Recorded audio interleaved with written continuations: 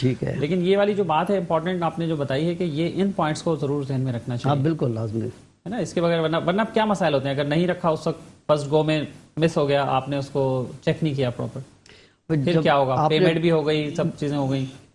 اس کے بعد پھر یہ ہے کہ آپ ڈپارٹمنٹ کے یا مختلف اداروں کے چکر لگاتے رہیں، یا جس نے فائل روتے ہی رہیں گے دلائی پھر ہے اس اس کو، ہاں وہ پھر فائل جو ہے وہ پھر صحیح نہیں ہو پا. ظاہر ایک چیز ہے ہی 2 نمبر، اس کی بیس ہی صحیح نہیں ہے، تو وہ جینین تو نہیں ہو سکتی کہ آپ نے پیمنٹ کیا چلے جی آپ کے ساتھ ہم کوپریٹ کر اچھا، دیتے ہیں. مختلف علاقوں میں پراپرٹی خریدنے کے لیے کون سے پیپرز لازمی ہونے چاہیے فائل میں؟ کیا دیکھنا چاہیے؟ اس کے کچھ پیپرز ہیں؟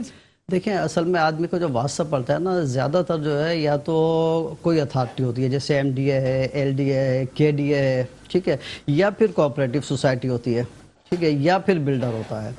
اگر آپ کے ڈی اے کی فائل چیک کر رہے ہیں تو اس میں یہ ہے کہ آپ نے پہلے یہ دیکھنا الاٹمنٹ پہ لکھا ہوا ہوتا ہے کہ کس ریٹ پر دیا گیا، آکوپینسی ویلیو کے چالان کمپلیٹ ہیں یا نہیں. اصل میں اس کی پوری چین چیک کی جاتی ہے کہ آپ جس سے پرچیز کر رہے ہیں اس نے پریویس کس سے پرچیز کیا ہے،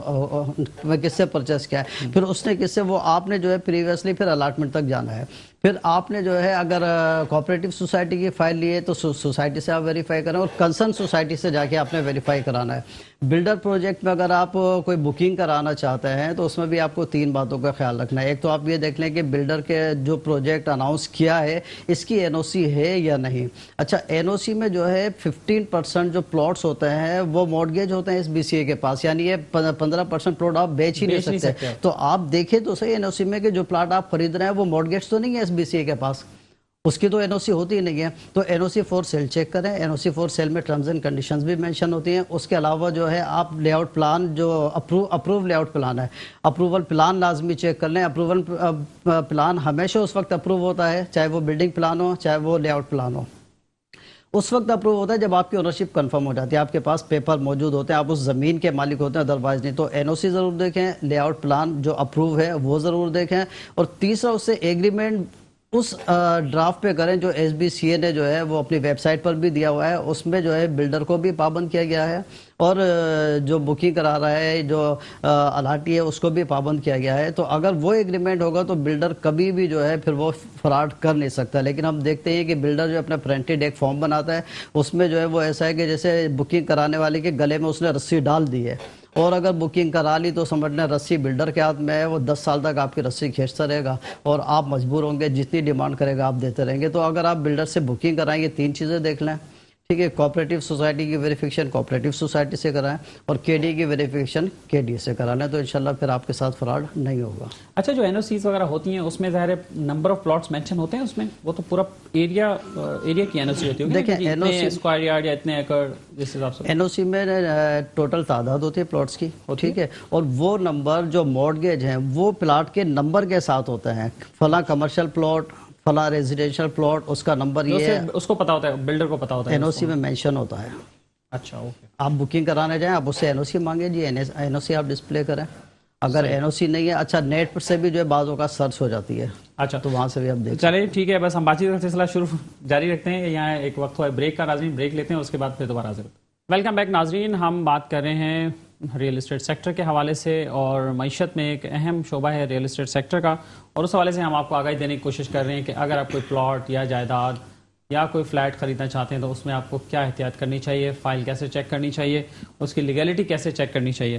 ہمارے ساتھ مہمان اسٹوڈیو میں موجود ہیں فہیم اختر انصاری صاحب، جو کہ ڈین ہیں Panjwani Institute of Business Studies and Technology کے.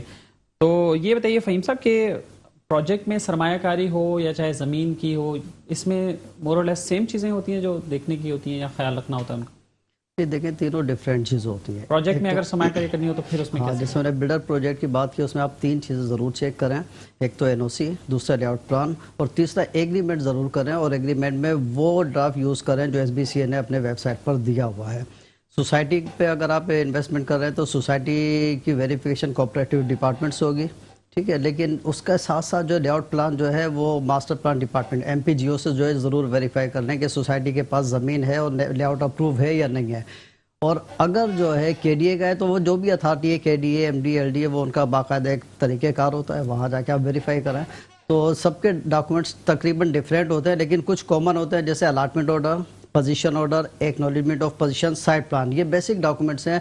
ये चाहे जो है बिल्डर प्रोजेक्ट हो, कोऑपरेटिव सोसाइटी हो या फिर किसी भी अथॉरिटी का प्लाट हो, उसमें ये 4 चीज़ें जो है आमतौर पे लाजमी होती हैं। वैसे कोई खास फर्क होता है कोऑपरेटिव सोसाइटी में और बिल्डर प्रोजेक्ट में, क्या कोई देखिए बिल्डर जो है ना वो ओनर होता है, वो पहले ज़मीन परचेज करता है, अपने नाम कराता है, लेआउट अप्रूव कराता है और उसके बाद वो मार्केट में बेचता है, तो उसको आज़ादी होती है कि वो जो चाहे जिस रेट में चाहे बेच सकता है। लेकिन कोऑपरेटिव सोसाइटी जो है वो इमदाद बाहिमी के उसूलों पे काम करती है, उसका कोई मालिक नहीं होता, उसके मेंबर्स होते हैं और मेंबर्स में से मैनेजिंग कमेटी सिलेक्ट होती है।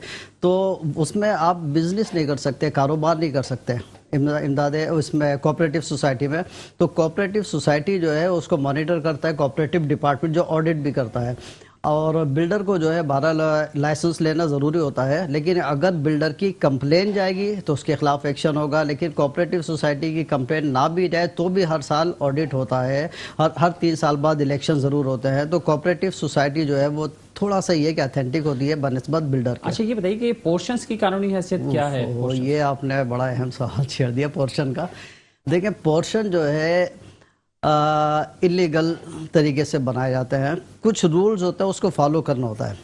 पोर्शन सारे ही इलीगल होते हैं या कुछ उसमें लीगल भी होते हैं, कुछ इलीगल? देखिए पोर्शन तो होते ही इलीगल हैं। एक तो ये कि जो पोर्शन बनते हैं वो रेजिडेंशियल पे बनते हैं, कमर्शियल पे अगर किसी ने बनाए तो वो पोर्शन नहीं कहलाएंगे, फिर वो फ्लैट कहलाते हैं। कमर्शियल पे अलाउ होता है और इसकी एक परसेंटेज होती है, उस हिसाब से अलाउ किया जाता है।